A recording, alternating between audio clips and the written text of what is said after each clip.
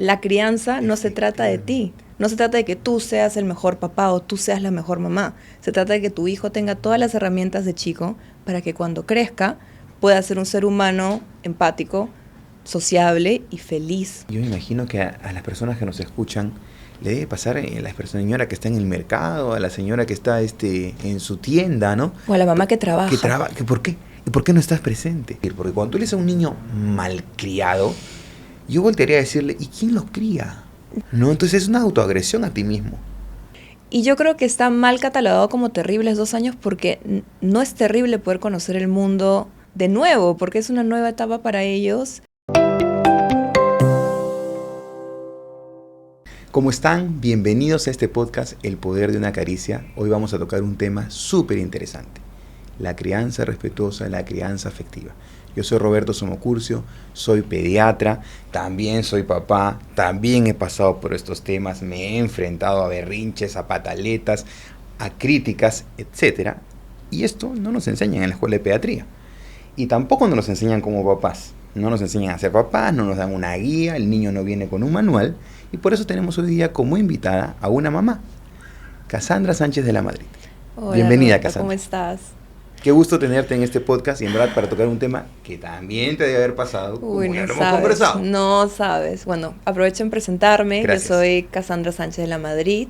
Soy empresaria, manejo lo que son las franquicias nacionales del Miss Perú. Tengo mi empresa de representaciones, pero sobre todas las cosas soy mamá de Mila. Sobre todo de las cosas eres mamá de Mila. Soy mamá de Mila. Creo que eso es algo muy poderoso porque yo también siempre digo, no soy pediatra, pero sobre todo soy papá. Y eso creo que va a ser bien fructífero para conversar hoy día sobre la crianza afectiva, sobre cómo establecer límites y que seguramente tú debes haber leído un montón porque los papás de tu generación leen bastante sobre eso. La verdad que sí, creo que una de las cosas que más queríamos estar es preparados. Cuando llegara tanto yo como mi esposo queríamos estar preparados para la llegada de Milan. Pero una vez que llegó nos dimos cuenta que no hay un libro que te lo explique. Te pueden dar ideas, te pueden dar aproximaciones, te pueden decir cómo puedes más o menos tratar una situación, pero al final cada niño es un mundo diferente y tienes que aprender a poder dedicarle ese tiempo que necesitan y encontrar cómo funciona la manera en que él entiende o ella entiende el mundo, ¿no? Eso, en verdad, es crianza afectiva, crianza respetuosa. Y como bien lo has dicho, no hay un manual. El manual es como que la guía general, pero todo lo demás fluye y cada niño, así sean gemelos, son diferentes. Así que vamos de frente al grano. Bienvenidos a El Poder de una Caricia, un podcast para aprender más sobre la crianza afectiva y cómo ésta nos ayuda a criar desde el amor, el respeto y la empatía. Hay una frase que a mí me llama mucho la atención y que de hecho está en la guía, que es que todo lo que recuerdes de niño te va a marcar para adulto. Entonces, creo que la crianza afectiva nace y se ampara en estudios en esa base, ¿no? Todo lo que yo bien pueda hacer de niño y como papá pueda hacer con mis hijos va a significar un impacto en la vida adulta. Creo que por ahí podríamos empezar, porque, claro, si hablamos técnicamente de la crianza afectiva, del apego, del vínculo, que son temas tan interesantes, uno tendría que estudiar mucho de psicología. Claro. Entonces, creo que entender que el niño, al primero que va a buscar, es a esa persona que le genera el mayor vínculo y que es su persona de apego seguro.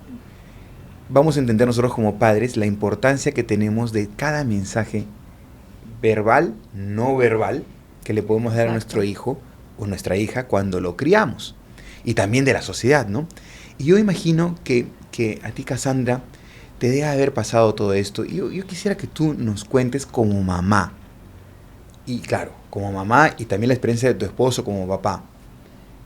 La crianza, ¿cómo llegó a ti la crianza afectiva, la crianza respetuosa? ¿Qué es para ti crianza afectiva? Creo que para mí la crianza afectiva y respetuosa es entender que si bien es cierto, es tu hijo o es tu hija, no es un tema de tú automáticamente pasarle todo tu bagaje personal. Muchas veces pasa con los papás que dicen, no, a mí, mi mamá y mi papá cuando yo era chiquito me hacían hacer esto, esto y esto, entonces yo agarro lo que yo sentí, como decías tú, todo lo que yo recogí de mi niñez y se lo doy a mi hijo y no tiene opción. Claro. Creo que el tema de tener una crianza afectiva y sobre todo responsable es darte cuenta que tú tienes el poder como papá de cortar ese ciclo, empezar de nuevo, por así decirlo, y crear un ambiente en el que te das cuenta que los niños, lo único que te están pidiendo, ya que tú decidiste tenerlos, es un espacio seguro donde puedan crecer sin límites, con seguridad, teniendo este apego contigo, que no es que te estén quitando tiempo. Tú estás nutriendo a las personas que van a ser parte de futuras generaciones y que van al final forjar nuestra sociedad. Entonces es un trabajo realmente importante y que uno tiene que entender que muchas veces no pasa. Y qué bien que hayas mencionado esto de criar sin límites o criar con límites. En la crianza afectiva existen los límites. Exacto. Y has dicho algo bien importante, que creo que es trascendental y que es uno de los mensajes que se tienen que llevar de este podcast, que estamos criando las generaciones futuras. En verdad, uno no debe criar a un hijo para ser el mejor Exacto. padre. O sea, No. yo creo que parte de lo que tú dijiste también, ¿no? El bagaje, de autorreconocer nosotros como padres, probablemente nuestras limitaciones. Exacto. Porque nosotros nos han criado de una manera que, bien o mal, para ese momento era lo que nuestros padres es lo que sabían. tocaba, sí. Ahora tenemos muchas herramientas de la ciencia, de la psicología, de la antropología, que nos permiten saber cómo los humanos pensamos, cómo en verdad deberíamos vivir casi como que en armonía. Y en eso existen los límites, pues. O sea, obviamente, los papás cuando entran a la consulta me dicen, pero ¿hasta qué momento yo puedo ser tan permisivo o puedo ser muy estricto, ¿no? Y ahí hay clasificaciones, que en verdad no vamos a caer en ese tema, porque en verdad son clasificaciones nada más. Pero ¿cuánto puedo ser de permisivo y cuánto puedo ser de estricto? Entonces, te deben haber pasado situaciones en las que tú dices, Milan, ¿qué hago? Yo muchas veces me dicen, doctor, no sé qué hacer, ¿lo quiero meter a la elevadora o lo quiero estrangular? Entonces, o tengo que decirle, hijito, por favor, respira. Cuéntanos un poquito qué experiencias puedas haber tenido, pequeñitas quizás, ¿no? Mira, en nuestro caso, y quizás le parezca un poco extraño a algunas personas, siempre hemos tratado de razonar con Milan como si fuera una persona adulta. Ok. Entonces, cuando nosotros empezamos a aplicar lo que son rutinas, yo soy una persona que se mueve mucho con rutinas y mi esposo también.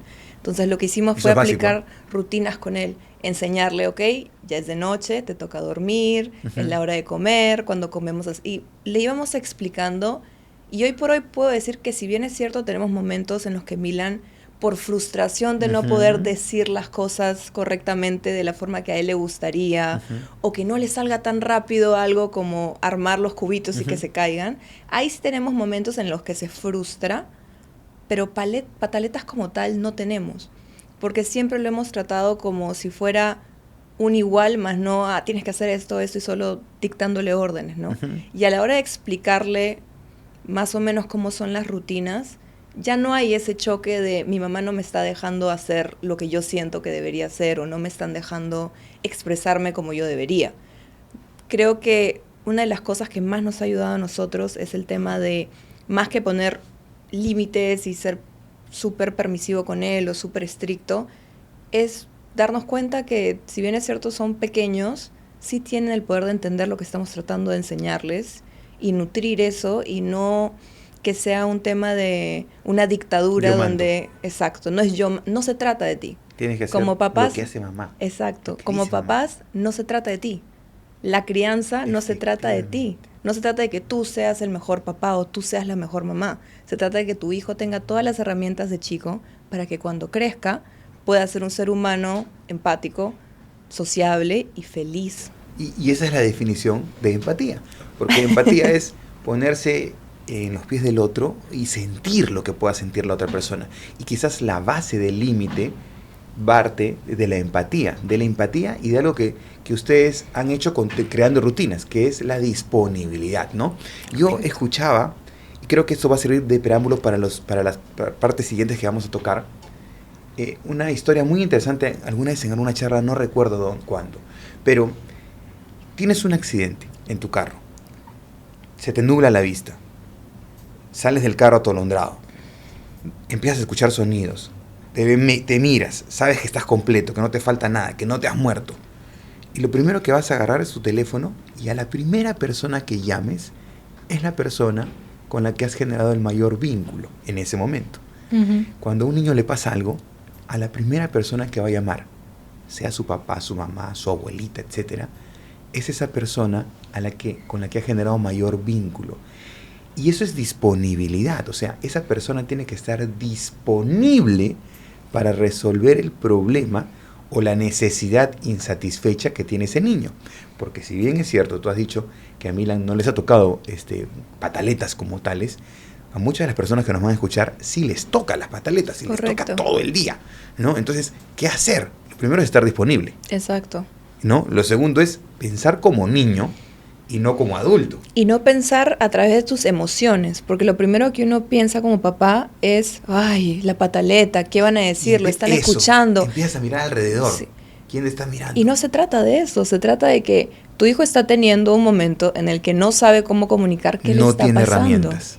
Efectivamente, la crianza afectiva te da eso, herramientas. Le va a dar herramientas para que ese adulto Exacto. no haga una pataleta cuando sea director de una empresa, cuando sea político, cuando sea futbolista, lo que sea. Uh-huh.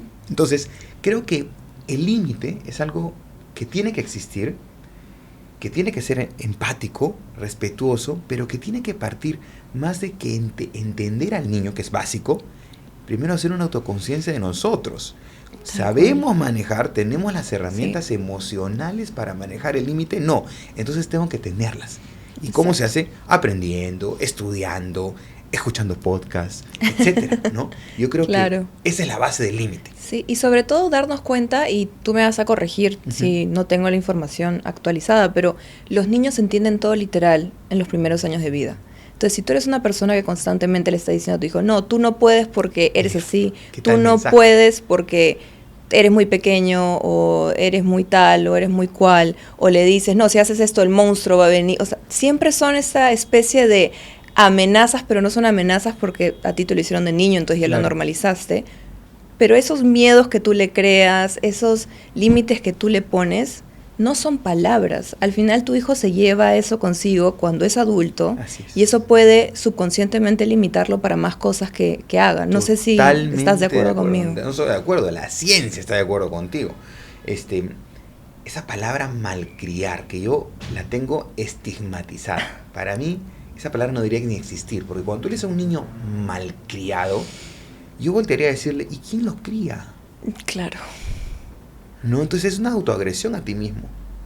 Segundo, los niños tienen un pensamiento maravilloso, pero básico. Conforme van creciendo, van agarrando un pensamiento más concreto, más abstracto, ¿no?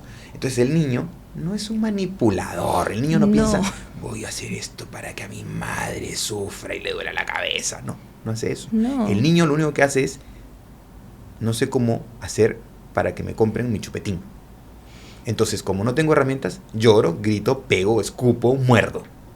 Porque es la única forma que me lo van a dar.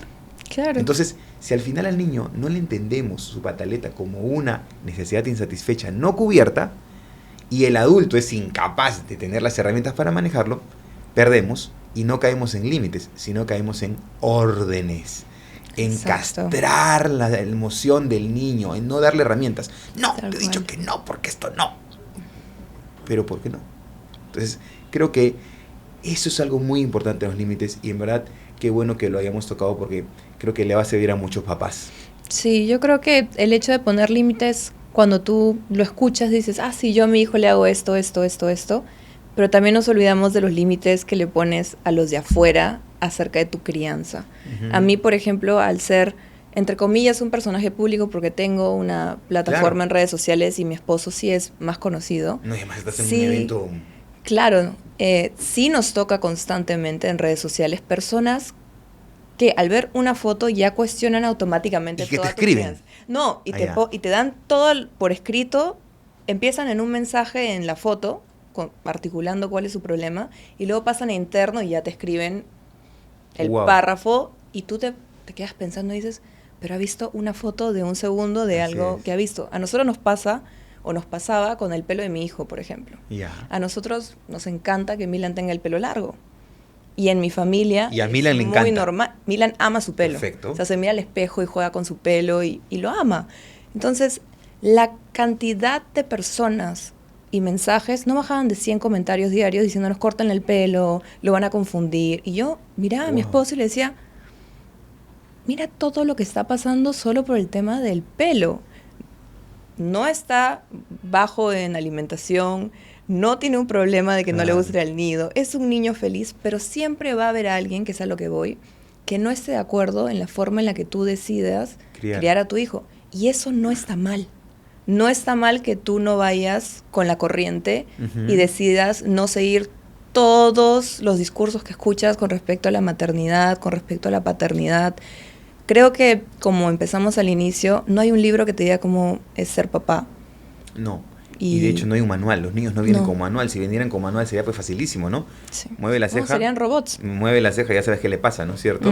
Y esto que has mencionado es crucial porque así como te pasa a ti en las redes sociales, yo me imagino que a las personas que nos escuchan le debe pasar a la señora que está en el mercado, a la señora que está en su tienda, ¿no? O a la mamá que trabaja. ¿Por qué?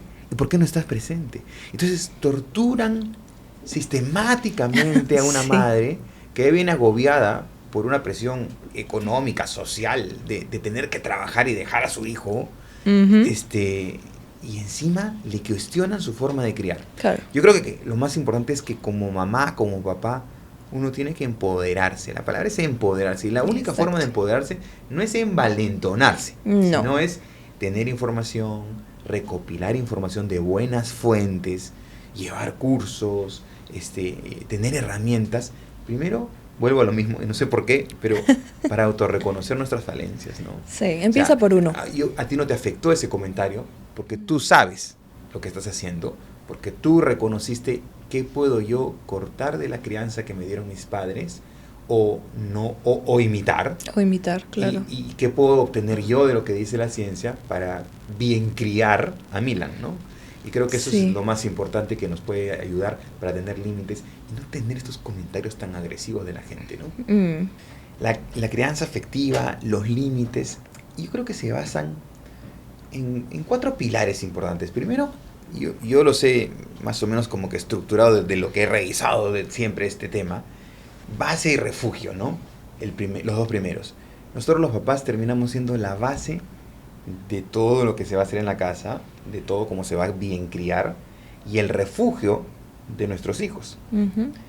Y los otros 2 es disponibilidad y sensibilidad, ¿no? Ser capaces de sentir lo que al niño le puede estar faltando, fallando, para yo estar disponible, y al final ya viene la parte final que es la más difícil, de tener las herramientas para poder gestionar la emoción del niño.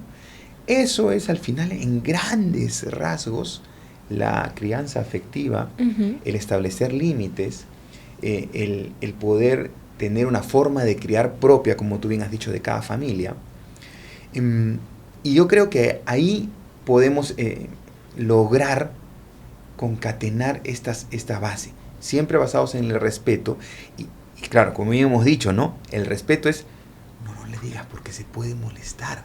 Eso no es respeto. Eso no es respeto. El respeto es yo respeto sus tiempos, claro, su madurez, su momento. Claro, no tenerle miedo a tu hijo, ¿no? Es como que no hay que, se va a poner mal, no hay que es el otro lado, que es ¿no? el otro lado de... No lo grites porque he escuchado que si lo gritas le va a hacer mal.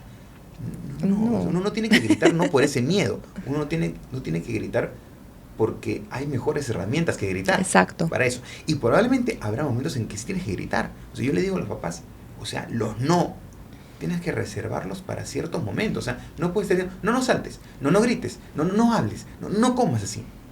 Entonces el niño al final, el no, que es una herramienta muy poderosa, pues ya no tiene sentido. El no tiene que ser, va a cruzar la pista, no. Lo va a atacar un perro, va a meter el dedo al enchufe, es un no.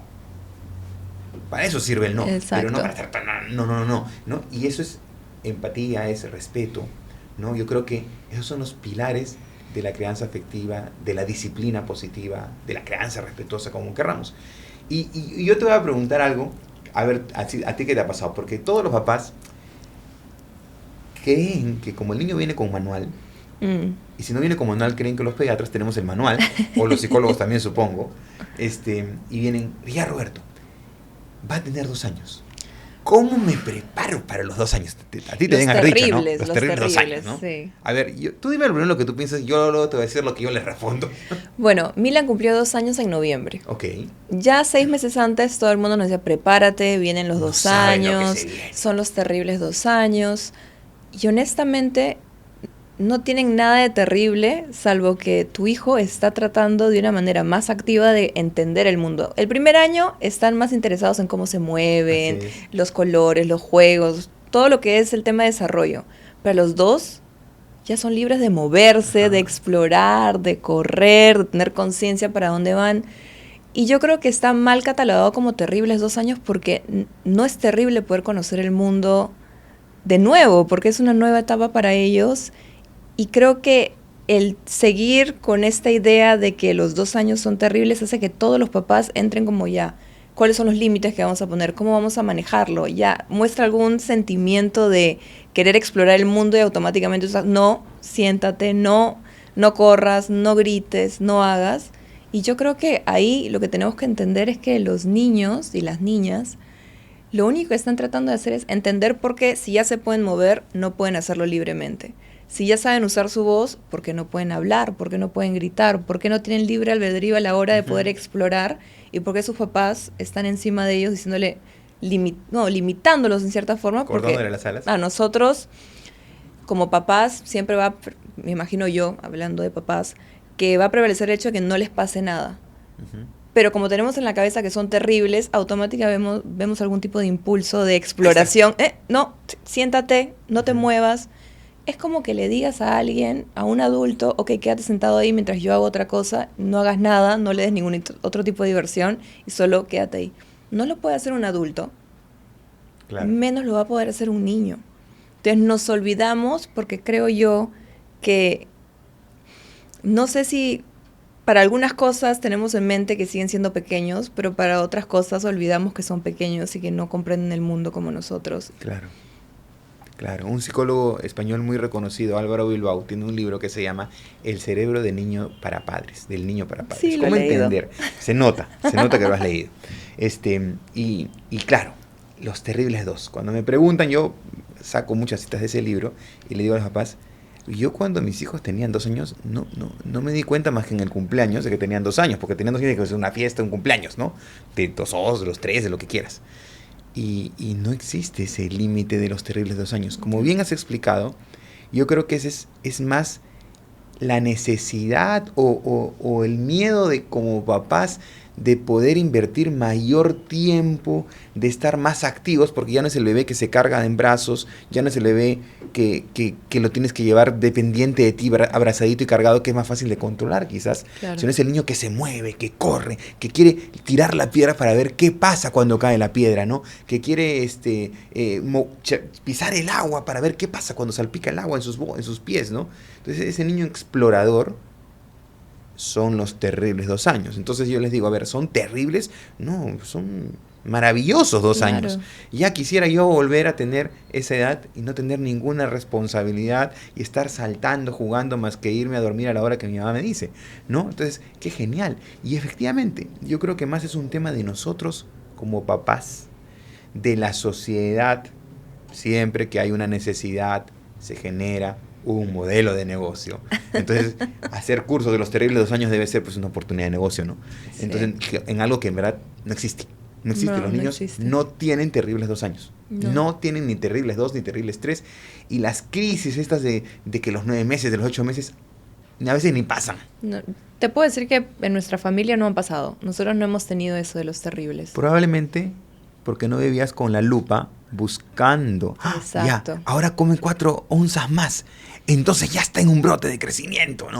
Entonces igual pasa con los 2 años, como bien lo dijiste, ¿no? Si Sí. uno no está detrás de esto, en verdad no va a pasar nada con los terribles 2 años. Así que quede zanjado en este podcast No que existe. al menos un pediatra y una mamá muy bien informada, lectora y aprendiz de tantos libros que debe haber leído, hemos demostrado que los terribles 2 años no existen. Así que existen. no sean problemas. No se hagan problemas. Y creo que existe solo lo que tú dejas que forme parte de tu crianza, ¿no?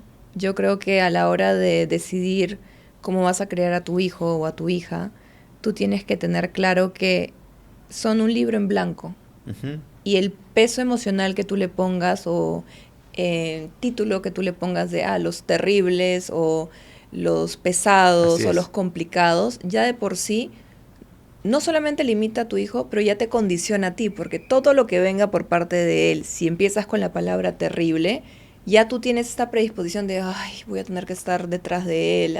Si cambiamos el chip a positivo, como me gusta a mí decirle mucho a las personas, y dices, oye, mi hijo ha empezado a querer saber más de esto. En el caso de Milan, ama los libros. Entonces, cada vez que vamos a un sitio y ve una estantería de libros, corre a toda velocidad y quiere ver los libros.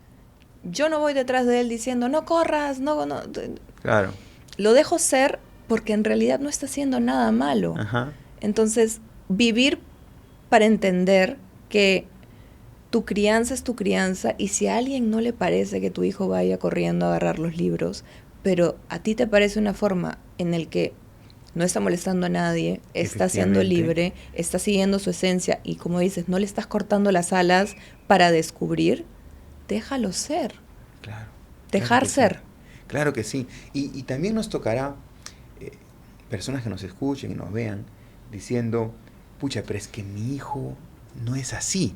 Y me toca en la consulta tratar de identificar cuáles son pues estos red flags o signos de alerta que uno debería tener en cuenta para ver cuándo es una conducta esperable. No me gusta usar mucho la palabra normal porque es como que normalizar algo tan variable es bien difícil, pero cuándo es una conducta esperable dentro de la conducta humana adecuada y cuándo no, ¿no?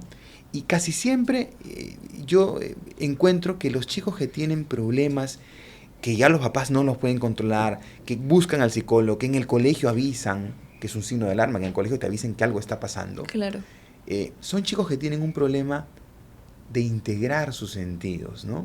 O sea, Milan va corriendo y es eufórico y es emotivo y sabe decir lo que quiere porque ha sabido integrar la base, que es su cerebro, sus ojos, su boca, el olfato, el gusto, el tacto, la propiocepción, el sistema vestibular, que es el permite tener equilibrio.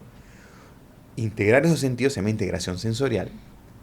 Integrarlos y poder reconocer cómo es mi cuerpo, cómo puedo correr, qué siento, cuándo no siento. Y luego ya vienen el lenguaje, la conducta, el aprendizaje, ¿no? Entonces, muchos de estos chicos que tienen problemas de conducta, de aprendizaje, de lenguaje incluso, y que claro, por eso no pueden controlarse, son agresivos, pueden autoagredirse o agredir a personas y ya sobrepasar el límite de lo esperable, son chicos que tienen problemas de integración sensorial. Y es ahí donde el pediatra, el psicólogo intervienen y ahí es donde muchas mamás dicen, ok, ahí sí tengo que ir a buscar ayuda. Claro. Ahí no es un tema de solamente esperar lo que en la mayoría de niños pasa, como en Milan, como en mis hijos, que son temas de crianza caseros. Claro. Ahora, ¿tú qué opinas del hecho de que la gente le ponga etiquetas a tus hijos que no tiene, digamos, un tema de ser doctor o pediatra o psicólogo? Yo veo muchas veces, y me ha pasado en el Lido, que me dicen, por ejemplo, me pasó con dos cosas. Una fue que me dijeron, no, es que su hijo es hiperactivo. Y una de las cosas que yo le dije, y al final yo puedo quedar como una mamá un poquito como, pero por favor no etiquetes a mi hijo. Claro. O sea, mi hijo no es hiperactivo, tiene mucha energía, está emocionado porque viene al nido, quiere estar con sus amigos, quiere jugar, pero etiquetar a los niños como problemático, hiperactivo, tímido, ¿qué impacto sientes tú que eso tiene en los niños y en los papás, no? Nace de la necesidad del ser humano de querer tener una explicación para todo, y al no saber manejar sus emociones, esa persona que te lo dice quiere etiquetar para poder explicarse a sí mismo por qué este niño, dentro de sus parámetros estructurados, es anormal o atípico. Okay. O sea, el niño normal es el que tiene que estar sentado, casi sonriendo. Sí, maestra. Niños, vamos a desayunar. Maestra, ¿ya me puedo parar para desayunar? ¿Ya me puedo limpiar la boca?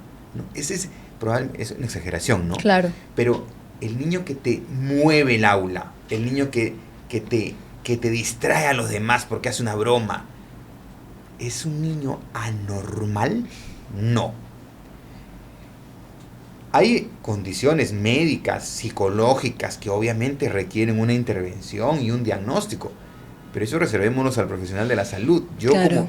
Yo no te diría, por ejemplo, no sé, pues no, o te corregiría en algún evento tuyo, es que me parece que esto debería ser así porque, y me inventé una palabra técnica, que la escuché una vez en mi vida, Claro. que es hiperactivo para esa profesora. O sea, hiperactivo es el que se mueve, Claro. es el que grita, el que salta.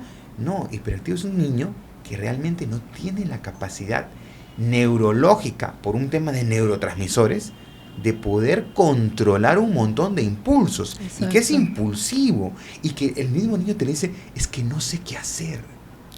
Ese es un niño hiperactivo. Claro. ¿No? Y además hay otros problemas. Yo lo veo todos los días con los niños con autismo, por ejemplo, ¿no? TEA leve, moderado o severo. Es una etiqueta, es un rótulo. Yo le digo a los papás, ¿por qué? Porque ¿de dónde nace? De una evaluación que es bien pobre para niños chiquitos y del lenguaje. Yo tengo pacientes que no hablan absolutamente nada, pero que se saben todo, que son capaces de hasta de sociabilizar en su pobre lenguaje, pero son moderados o severos porque no hablan. Entonces, los rótulos y las etiquetas terminan siendo, creo que hasta discriminatorios para los niños, y siempre Claro. una daga en el corazón de un padre. Me ha dicho que es hiperactivo. Claro. Buscas ayuda a veces innecesaria, cuando el colegio debería ser la fuente de la diversidad, ¿no? Exacto. De la neurodiversidad. Porque en neurodiversidad no solamente hablamos del autista, del hiperactivo real, sino también de los neurotípicos, que dentro de su neurodivergencia posible, pueden ser más movidos, más alegres, más contentos, más tristes, más tímidos, y respetar sus tiempos. Mi hija, me acuerdo clarísimamente, ¿no? Mi suegro siempre me lo cuenta, ¿no? Él la iba a recoger al nido y la niña ensayaba para el show del último año, del último día del año. Y era el angelito que iba a salir en la Navidad, ¿no? Y salía y lo hacía con sus 4 amigos y sus maestras. Y mi suegro le decía, oye, pero ella es bien tímida. Yo creo que mejor la pones en un rol un poquito más secundario para darle más confianza, porque yo no creo que deba estar primera. No, pero es que lo hace muy bien, decía la maestra, ¿ok? Bien, ¿no? Me acuerdo el día de la actuación, ¿no? Se paró, miró 200 personas enfrente, hizo esto. Y no volvió a levantar la cabeza hasta que se acabó el show.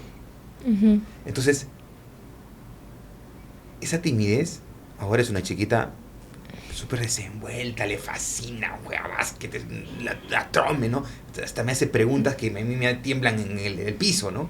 Entonces, tú dices, si yo lo hubiera etiquetado de tímida y la hubiera llevado pues al psicólogo para que manejen su timidez, Uh-huh. ¿qué hubiera pasado? Probablemente hasta hubiera hecho más problemas, ¿no? Claro. Entonces uno tiene que estar identificando cosas que realmente sean red flags, banderas de alerta. Exacto. No, señora, su hijo es hiperactivo porque me movió la clase, Claro. Porque quiere jugar. ¿no? Sí, y es volver a lo que hablábamos al inicio de entender que nuestros hijos de pequeños toman todo literal. Literal. Entonces, si Son tú le básicos, dices sencillos. si la persona que pone por sobre todas las cosas, que son sus papás, le dicen, no, tú eres tímido, Ajá. no puedes estar O tú eres adelante, un malcriado. o eres un malcriado, automáticamente el niño, o sea, si tú le hubieras dicho a tu hija, no, mejor tú otro rol más pequeño, más chiquito, quizás tu hija no sería la persona desenvuelta y feliz que es ahora porque se hubiera quedado con el no, mi papá, en algún momento, la figura que es como el ser para Ujú. mí más importante, me dijo que yo era Su tímida. base. Entonces yo me tengo que quedar aquí. Claro. Y no nos damos cuenta del impacto que tiene eso en nuestros hijos, ¿no? Y ahí como papás, yo creo que una herramienta que también se pueden llevar los papás de este podcast es escuchémonos, ¿no? Lo que le decimos, porque se nos Sí. va a salir. Se Sí. nos va a salir el malcriado. No se nos va somos a salir perfectos. No, y además nos han criado así. Sí, Nos han criado diciéndonos, ay, qué malcriado, ay, qué irrespetuoso este niño, ¿no? Ay, Sí. qué travieso, qué movido que es tu hijo, ¿no? Entonces, etcétera. Entonces, si nosotros repetimos eso, escuchémonos y cuestionémonos, ¿no? A ver, no es malcriado. Lo que está pasando es que yo no estoy sabiendo reconocer lo que está queriendo. ujú, A ver, Pepito, Juanita, ¿qué está pasando? Yo veo que, porque eso es algo que a los niños les ayuda, ¿no? Exacto. Yo veo que estás haciendo esto porque quizás quieres obtener esto. ¿Es así? Sí. El niño hace nada más, ¿es cierto? Sí. Ok, entonces, ¿qué te parece si lo hacemos de esta manera? Ya está. Y ya está. En nuestro caso, Milan habla, pero cuando su cabeza va más rápido que su boca para explicar las cosas, hace bicicleta. Ajá. Entonces, nosotros, ojo, a ver, mi amor, otra vez, mamá, bicicleta. Entonces llega un punto en el que te das cuenta que ellos están tratando de entender, ¿no? Están tratando de hacerte entender. Pero es como si tú y yo habláramos diferentes idiomas. Claro. Y tú estás tratando de darme información vital para ti, porque es lo único que tú conoces, y tratas de decirme, emocionado por contarme, y yo te miro y digo, no te entiendo, te ignoro, pues digo, ya se le va a pasar, se le va a pasar. Y tú te vas frustrando. Sí, como adultos nos pasa cuando vamos a un país donde no hablamos el idioma. Imagínense un niño que está en un mundo en el que el único que se entiende es él. Totalmente. Ni siquiera tiene alguien más. Básico, recontra básico eso, ¿no? Qué bien, ese es un tema crucial e importante y creo que es una herramienta que los papás se pueden llevar. Sí. El límite está asociado al castigo, ¿no? Y de hecho, el castigo es algo que ha existido desde que el hombre está en la faz de la tierra. Y todavía existe. Creemos que castigando vamos a cambiar formas y actitudes. Es cierto que una acción equivocada merece una consecuencia, sea buena o mala. Pues si hago una acción buena, probablemente mi consecuencia sea buena. Pero si hago una acción equivocada o errada dentro de los parámetros, pues tenga una consecuencia del mismo calibre, ¿no? Que es como haces un acto delictivo, terminas en la cárcel. Así sencillo, ¿no? Y creo que eso es lo que a mis hijos, por ejemplo, que tienen 10 y 11, les explico bastante, ¿no? O sea, todo, y a mis pacientes también, sobre todo me encanta hablar con esos adolescentes a esa edad, púberes, ¿no? Igual podemos hablar con los chicos pequeños, ¿no? Hay una consecuencia si tú haces algo que para ti está bien, porque ninguno hace el mal a sabiendas, ¿eh? O sea, ninguna persona, en verdad, o sea, hasta los criminales de guerra creen que están haciendo lo correcto, pero obviamente no está bien, pero ninguna persona hace el mal a sabiendas, ¿no? Entonces, los niños menos. Entonces, castigos, o sea, yo recuerdo, voy a tocar un ejemplo cercano, mi abuela, ¿no? Mi abuela, que en paz descanse, era de las personas que si tenía una regla o si tenía una correa cerca porque algo le habías hecho, te perseguía, ¿no? Y fue cambiando en el tiempo, porque mi mamá, mis tíos me cuentan que era mucho más con ellos y con nosotros un poco menos. Mi mamá obviamente, bueno, no, yo tampoco, y creo que ese es un bonito mensaje de cómo esto va evolucionando, cómo la crianza afectiva, el entender de que no golpear, no agredir física, verbal o psicológicamente, torturar a un niño, termina siendo, se puede cortar en el tiempo. Yo les digo a los papás de mis pacientes, todo lo que bien hagan ustedes en crianza va a repercutir directamente en su hijo, pero en quien más va a repercutir es en sus nietos. Entonces, no sé a ti qué te habrá pasado con esos temas del castigo. Sí, yo creo que siempre es encontrar ese equilibrio entre puedes hacerlo todo y puedes hacer lo que te da la gana, ¿no? Ajá, ese es un equilibrio que creo que todos los papás tratamos de hacer entender a los hijos, ¿no? El angelito y el diablito, Exacto, que es como que no puedes limitar a tu hijo, pero a la misma vez él tiene que entender, volviendo a los pilares que explicaste, que la empatía, los valores tienen que ser los que marquen para dónde va. En mi caso, más que nada pasó cuando yo estaba en el colegio. Mi mamá es una persona que siempre nos ha tratado como adultos. Nos ha explicado las cosas desde muy pequeños. Creo que más que como adultos, los ha tratado como pueden entender a su edad. Exacto. Entonces, como podemos entender a nuestra edad. Entonces, cuando ya entramos, yo me llevo con mis hermanos, son mellizos, una mujer y un hombre, nos llevamos 3 años. Y todos entramos como a la secundaria. Casi parecido, ¿no? Casi seguidito, ¿no? Entonces, una de las cosas que pasó fue que mi mamá no fue a contarnos las cosas con un límite súper fuerte, tratando de hacernos sentir miedo con respecto. Si ustedes toman una botella de cerveza, los mato. Si te veo con un cigarro en la boca. No fue así. Se sentó con nosotros, nos explicó lo negativo que era el cigarro, lo negativo que eran las drogas, el tema de tomar, que ella sentía que no teníamos la responsabilidad todavía para tomar, porque a esa edad ni siquiera sabes qué estás ingiriendo. Y al contarnos eso, siempre tuvimos, por ejemplo, tienes que estar en la casa a las 12, el tema de los horarios, la rutina, Ahora cuando hablo contigo claro, me doy cuenta que lo he traído, ¿no? Sí, Yo claro. se lo he puesto a Milan porque también lo tenía muy presente yo. Pero en el colegio todas las mamás eran, te vas a acordar de mí, tus hijos van a terminar mal, van a ser los más... ¿Qué será de su vida? ¿Cómo puede ser tan liberal?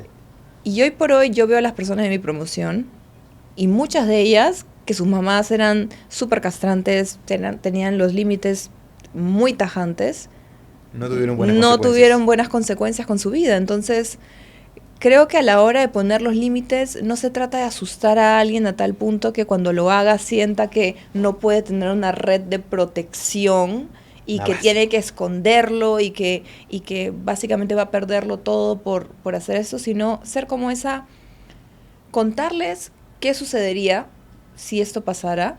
Como dices tú, acción-reacción. Si tú haces A, el resultado va a ser B. Ujú. Pero la violencia y el miedo no tienen que ser parte de esta ecuación.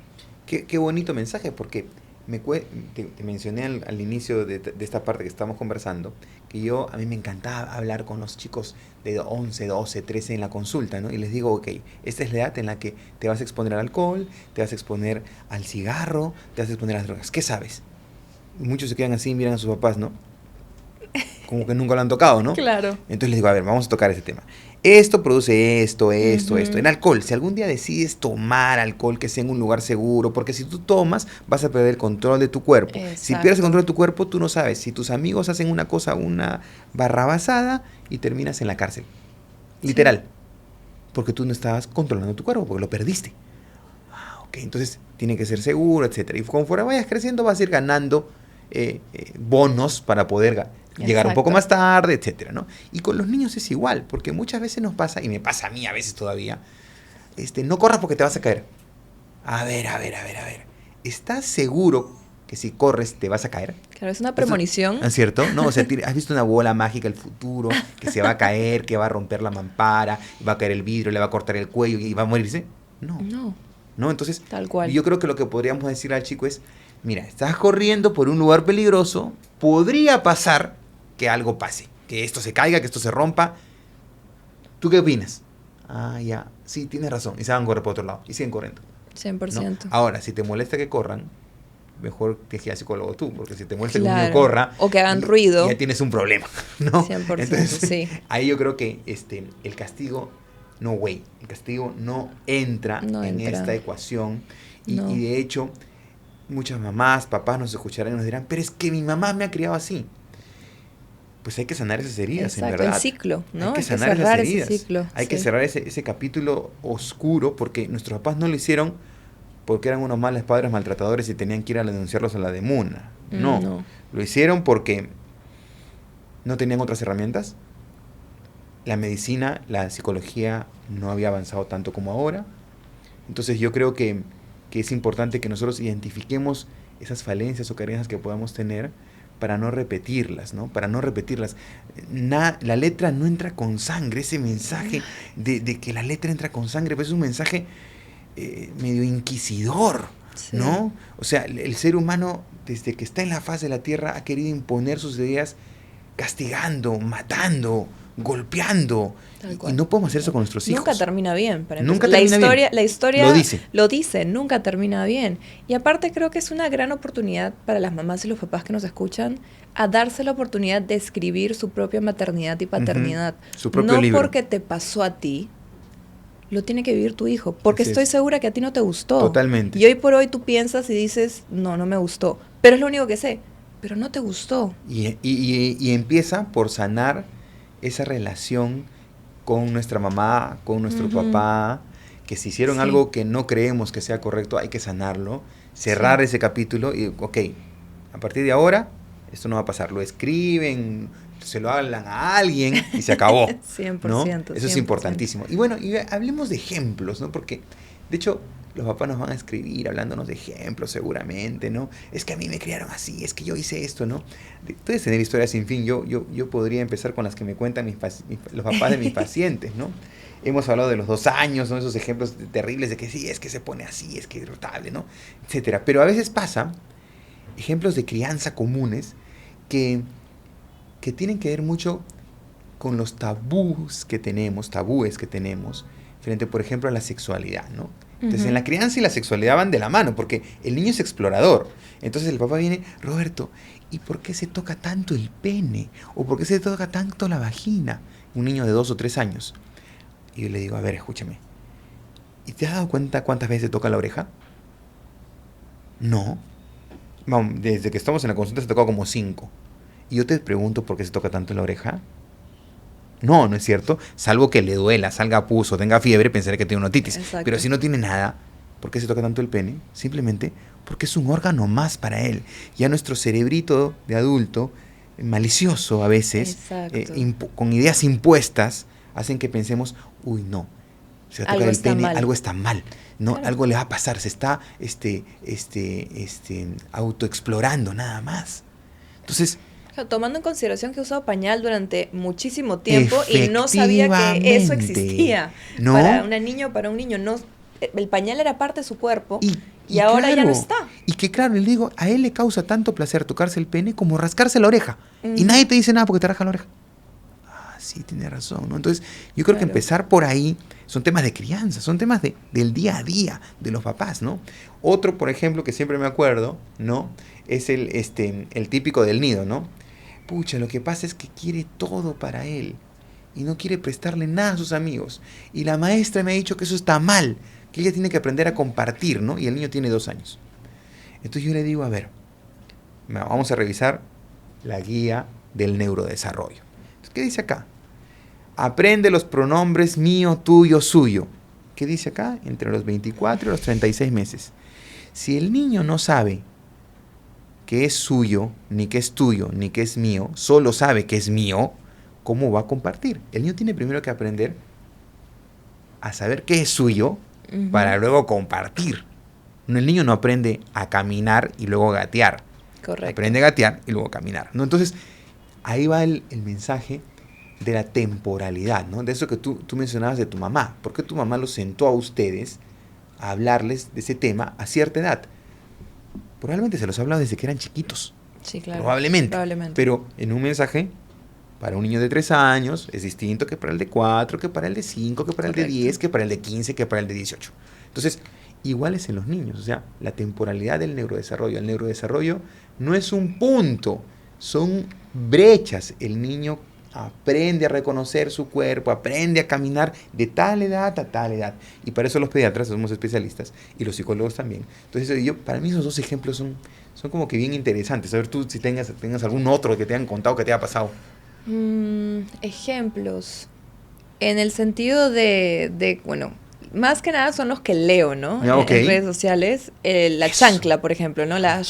Que solamente escuchas la chancla antes de que tú hagas algo. Y hay hasta memes con eso, hay hasta memes, ¿no? Con la chancla. Sí, que te hacen acordar del tema. No lo viví personalmente, pero lo leo y digo, debe haber sido aterrorizante escuchar el claro, y ya saber que habías hecho algo mal, ¿no? Fuera de eso, bueno, tengo de crianza de amigas y de mi mamá, bueno, me acabo de acordar una, mi mamá se ríe cuando la cuenta. Ajá. Yo cuando tenía 4 años llegué a mi casa. Okay. Y no sé por qué estaba de mal humor, y le tiré la puerta del cuarto a mi mamá. Okay. Al día siguiente me fui al nido, o al colegio en ese entonces, regresé, no tenía puerta. Okay. Entonces, esto se queda conmigo siempre. Ajá, te marcó. Me marcó, porque yo fui y le pregunté, ¿no? ¿Dónde estaba mi puerta? Y mi mamá dijo, en esta casa no se tira la puerta. Y si no puedes tener la responsabilidad de no tirarme la puerta, entonces no tienes edad para tener puerta. Uh-huh. Entonces, cuando me lo dijo así, y no fue un tema de, estás castigada y te he quitado tu puerta, sino un tema de, depende de ti cuándo vas a tener la responsabilidad de manejar todo ese enojo hacia poder conversar y no tirarme la puerta. Eso me ayudó mucho a mí por cómo procesar las cosas, ¿no? Y justo me acabo de acordar de eso hablando de... ¿Y te devolvieron la puerta? Después de un tiempo. ¿Viste? Pero mira, eso me lleva a un mensaje, una lección que también se pueden llevar los papás. A ver, si tú solucionas el tema con tu hijo, tienes que tener la capacidad también y de comerte tu orgullo y decirle, lo solucionó, lo logró. Ok, me como mis palabras. Exacto. Volvemos al inicio, ¿no? Otra estrategia, por ejemplo, cuando pasan estas cosas de crianza, ¿no? Es tomar un aire, respirar. A ver, vamos a volver a escuchar lo que me ha dicho, ¿no? Ok, ya. retrocedes en el tiempo y puedes decir si está bien, está mal, o a los niños que se golpean, ¿no? A ver, ¿qué les parece si retrocedemos en el tiempo, chicos? ¿No? Hay un botón, retrocedemos en el tiempo y lo vamos a hacer bien. Me pasa con mis hijos, ¿no? A veces me hacen caso, a veces no. Entonces, ya, ok, retroceden en el tiempo, lo vamos a hacer de otra manera. Ah, sí, ¿cómo se sienten? Mejor, ¿no es cierto? Y hay herramientas que nos pueden ayudar mucho, son los libros. Sí, hay una frase, perdóname que te corte, Sí. Roberto, que a mí me marca mucho y me ha marcado en el tema de mi relación, en el tema con Ajá. mamá, en el tema de relaciones en general, que yo la tengo muy presente, es escuchar para entender y no para responder. Ok. qué Creo bonita que frase. eso sería para Sí. mí la base, la crianza afectiva, porque cuando tu hijo hace algo, tú piensas que te lo está haciendo a ti. Claro, Entonces tu reacción es defensiva. es a la defensiva porque está hiriendo tus sentimientos, te está faltando el Como respeto, este mocoso me cómo va a se hacer le esto. ocurre, no sé, tirarme la comida en sí, no sé, me invento. Pero si nosotros nos detenemos para cualquier aspecto de nuestra vida, en una conversación, y nos damos cuenta que lo que está diciendo la otra persona no es para atacarnos, sino que desde su punto de vista eso es lo que esa persona está sintiendo. En el caso de los niños, todo lo que está sintiendo, que mover un vaso Ujú. o que le pongas un vaso que no es el que más le gusta en Claro. ese momento, genera todo eso en él y nos damos cuenta que no es un ataque. Creo que va a ser más fácil de procesar el tema de cómo criar y manejar las relaciones en general, porque no es como dices tú, nuestro hijo no está haciendo nada con maldad, no está tratando de ver la forma de cómo le saco esto a mi papá, cómo le saco esto a mi mamá. Él está reaccionando. Los niños tienen permiso, en mi opinión, de reaccionar porque todavía no tienen control de sus acciones. Un niño puede empezar un berrinche porque se le cayeron los cubitos porque todavía no sabe manejar sus emociones. Pero un adulto Ujú. que está criando un niño, como dices tú, hacer trabajo personal de desarrollo para darte cuenta por qué es que eso te molesta tanto, Totalmente. pero darte cuenta que no es que esté haciéndotelo a ti. Claro. Le está Obviamente. sucediendo, pero no te lo está No sabe haciendo a manejar ti. su frustración, no sabe manejar su Exacto. enojo, no tiene herramientas, nosotros tenemos que dárselas, ¿no? Ujú. Y qué bueno que lo toques, porque se nota que tú eres una mamá que ha leído un montón, ¿no? Entonces, siempre, de hecho, les vamos a dejar algunas recomendaciones de libros en el podcast y también Sí. seguro que en la descripción de nuestro podcast, y también los van a tener en la guía que en un ratito se las voy a presentar para que puedan tener herramientas. Los libros siempre ayudan. Sí. No solo ayudan a los padres, ayudan a los niños, porque hay cuentos que le pueden ayudar al niño si Correcto. nosotros somos incapaces. Ya, Roberto, Cassandra, es muy lindo lo que han dicho, pero yo no tengo las herramientas. Claro. Y no tengo dinero para meterme a un curso, y no tengo tiempo, Ya. etcétera. Hay muchos cuentos que te pueden ayudar para esa nochecita contárselo a tu hijo. Y está demostrado científicamente en muchos estudios, que lo que un padre leyéndole un cuento a su hijo, no solo aprende el niño, sino aprende el papá. 100%. ¿No? Entonces eso es importantísimo, leer cuentos ahí, aprovechar esas herramientas lúdicas que tenemos para que el niño entienda en su cerebrito mágico qué cosa puede y 100%. cómo puede manejar sus emociones. 100%, y creo que los libros también ayudan mucho.